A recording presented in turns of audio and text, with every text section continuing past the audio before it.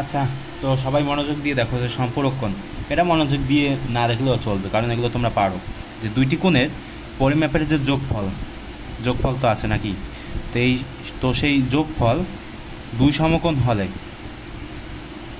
কোণ দুইটির পরস্পর কী কোণ? সম্পূরক কোণ। কী বলছি কিছু বোঝো নাই? তো দেখো বিষয়টা কি, যে এই যে কোণের পরিমাপ, ঠিক আছে, এখানে যে কোণের যে পরিমাপটা সেটা কত?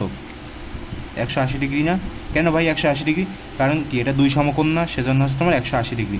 এখন মনে করো যে সম্পূরক কোণ বলতে মূলত কী বোঝায়, যে দুইটা কোণের পরিমাপ। মনে করো যে এই কোণের পরিমাপ হচ্ছে তোমার 60 ডিগ্রি, ঠিক আছে।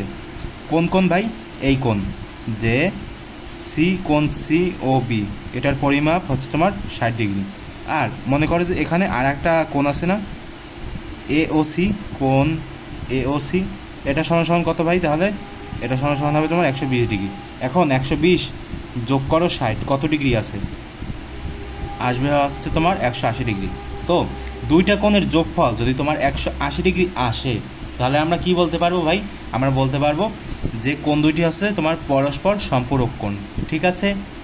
তো এরকমভাবে তোমরা যদি আরও কিছু জানতে চাও এই যে তোমার রেখা, কোণ, ত্রিভুজ এগুলো নিয়ে, তাহলে পরবর্তী ভিডিওগুলো দেখতে থাকো। আর যদি না বুঝতে পারো এটা, তাহলে দয়া করে একটু রিপিট করো, তাহলে বুঝে যাবা খুব সহজে, কারণ এগুলো খুবই সহজ ভাই। একটু বারবার দেখলে এগুলো হয়ে যায়, ঠিক আছে। আর যদি পারো একটু বারবার প্র্যাকটিস করো, তাহলে হয়ে যাবে।